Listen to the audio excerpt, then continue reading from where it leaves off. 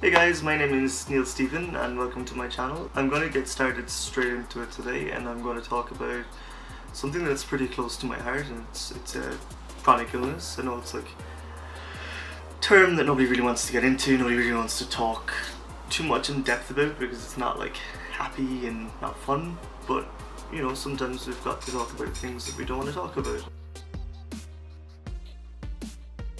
What is a chronic illness? A chronic illness is something that lasts for over 3 months, and you know, it can flare up, it can flare down, it can affect your life in many different ways. I mean, it can affect your career, it can affect your education, it can affect your relationships, and it can be really difficult to explain everything to people who have no idea what you're talking about. They have no way to understand what you were talking about. So the reason I want to talk about this today is because I have a chronic illness. I have something called Ehlers-Danlos Syndrome. It is a collagen disorder in my body that can affect me wherever there's collagen, and there's collagen pretty much everywhere. But no, I'm not incredibly afflicted by it. There are people who have it who are far more disabled, I guess is probably the word. They find it very hard to stand without their joints popping out of place and being in immense pain. Or there's a comorbidity of Ehlers-Danlos called dysautonomia, which of course I have as well. That can take many different forms, but one of the kind of standout ones for people is when they stand. They get very dizzy, they might have an elevated heart rate, and it can cause fainting, it can cause pooling of blood in your extremities, so your hands might swell and your legs might get all red and purpley just from standing, and if you're one of the lucky ones, after a while you'll begin to faint. So, not fun, but it's a comorbidity of Ehlers-Danlos.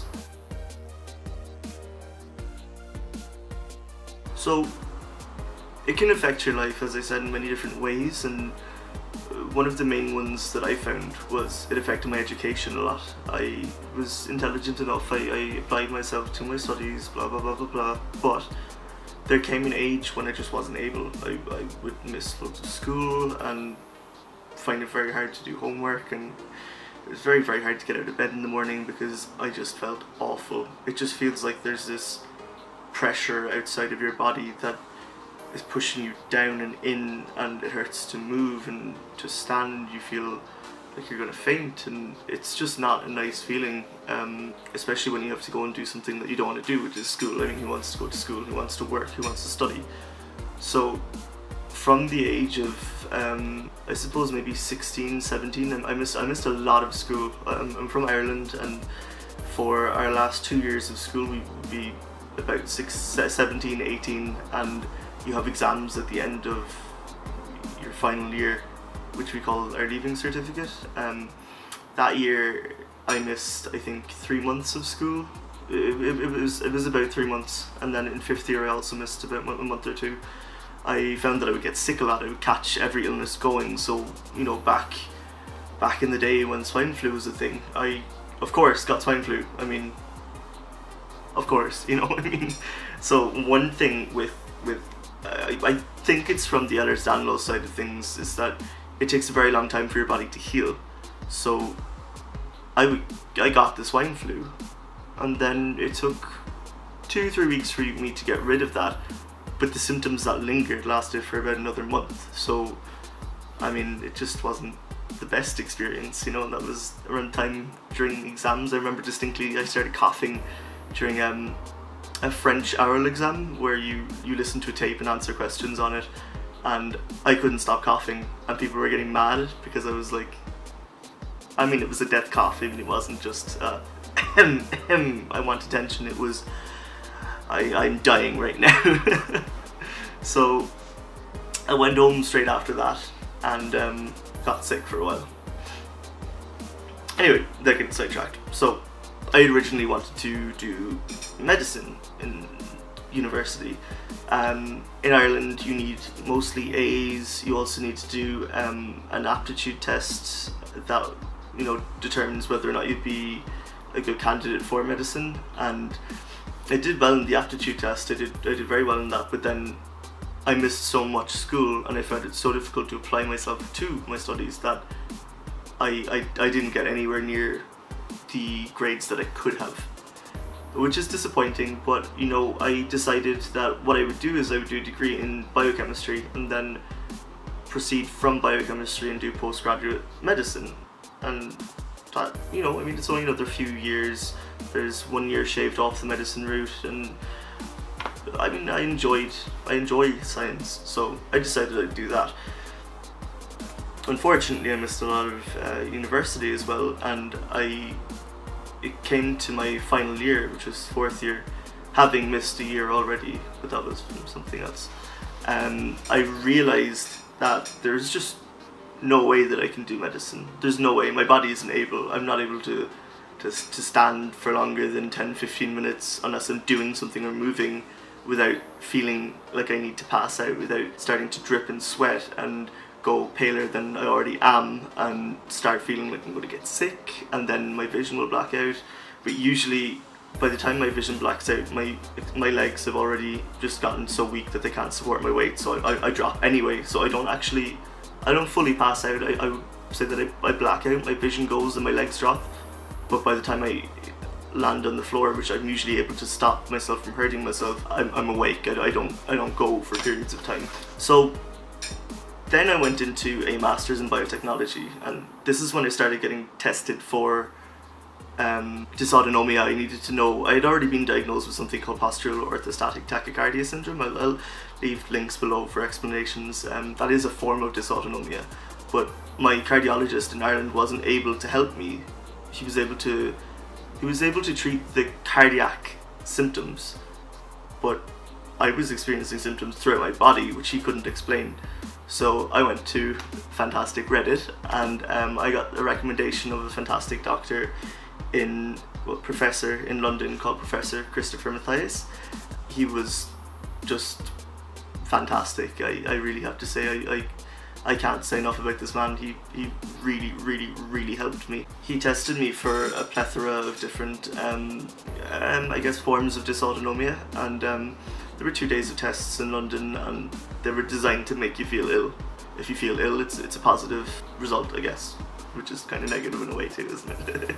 So they confirmed the diagnosis of postural orthostatic tachycardia syndrome, but they discovered why I was feeling so faint when I was standing, and they diagnosed me with something called Autonomic-Mediated Syncope, and it's just kind of like a way of saying that my autonomic nervous system gets triggered for no reason, and it kind of can't control my blood pressure. So my blood pressure will start to drop, and my blood will start pooling around my ankles, and my brain kind of won't be able to relocalize blood where it's supposed to be, which, I mean, obviously it's supposed to be evenly distributed around your body, but my brain will then start panicking and freaking out, so it'll start pumping blood around my body much quicker at a higher heart rate, so I'll start having tachycardia, where my heart will go, I mean, it'll be beating at the same beat where like normally people be exercising at, but I'm just standing still. Great fun. Then my body kind of just goes into panic mode, and my vision goes black, my legs go, I guess, numb, weak, whatever you want to call it, and I drop, but usually, again, I'm able to grab onto something before I fall. So it's not the worst thing in the world, but it makes you feel really ill, and when you're stressed out or when you're hot or if it's really humid, it's kind of one of those things that just happens for no reason and more frequently. So I use this is going to sound really strange, but I use this little, ooh, nobody needs to see me that close. I use this like stress ball, and I pump it. Like if I'm standing in the queue at the shop with my groceries, I'll pump, pump, pump, pump. And while I'm standing in the queue, I'll start to feel a bit ill, but if I'm pumping this, it kind of doesn't, my body doesn't go as far as it would if I wasn't.